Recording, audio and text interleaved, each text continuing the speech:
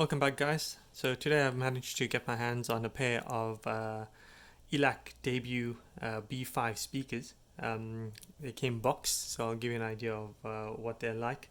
It's not going to be a sound test, but we'll go through the manual and give you my opinion on the speakers themselves.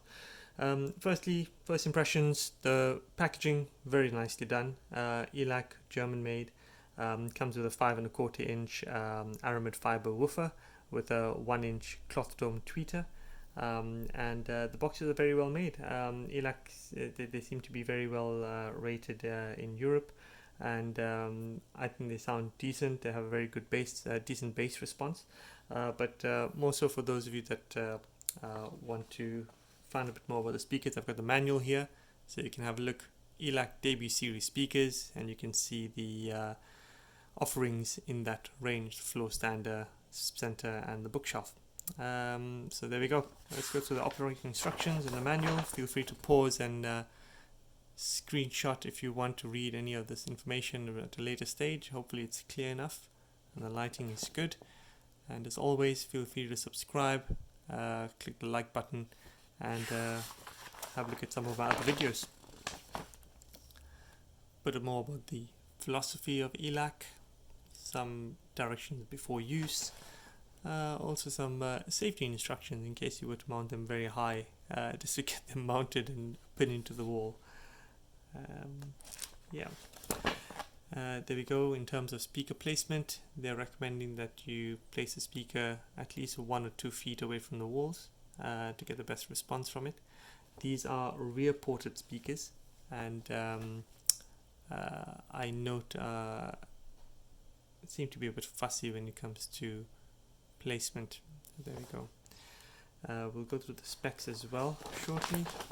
For the surround sound setup, as well as stereo setup, they're recommending towing in the speakers slightly at an angle to your sweet spot, or the listening spot, both for stereo as well as surround, and a similar sort of recommendation when it comes to your center speaker setup, and in terms of how to place it if it's above or below your screen, TV.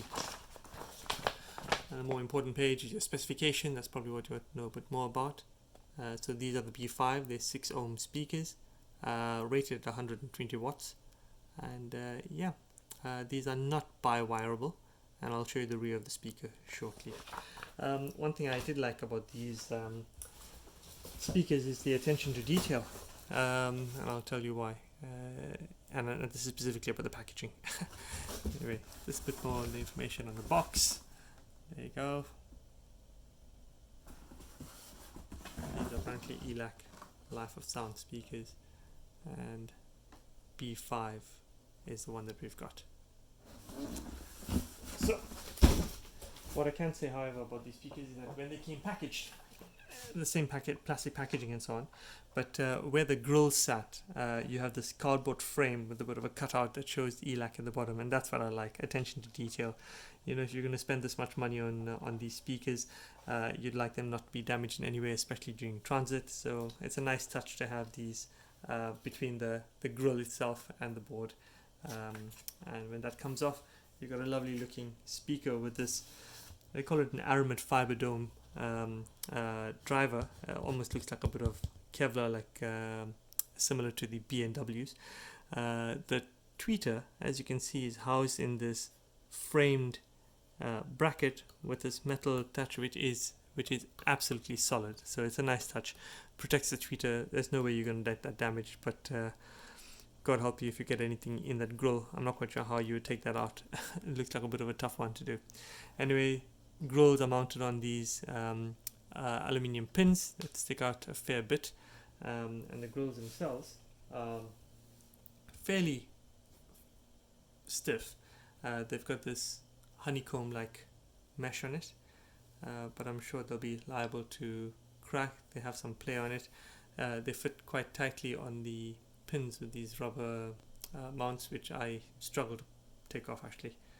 So hopefully you have soft hands and you can take it on.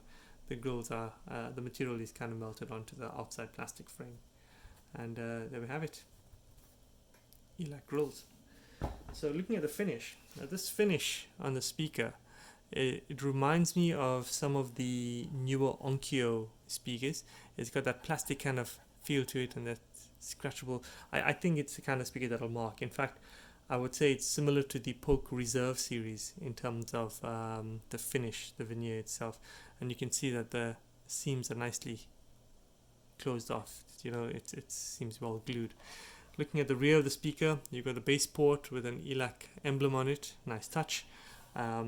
Looking through the hole in the back of the speaker, if you can see that's a massive magnet on that tweeter. So it's, I presume it's meant to be a sign of good quality.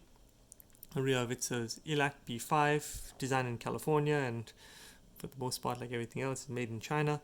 And you just got the two-way speaker binding post, which for some reason, as you can see, doesn't hold its luster. It seems to be corroding, so I'm not quite sure if they are gold plated or not, but nevertheless, that's your box.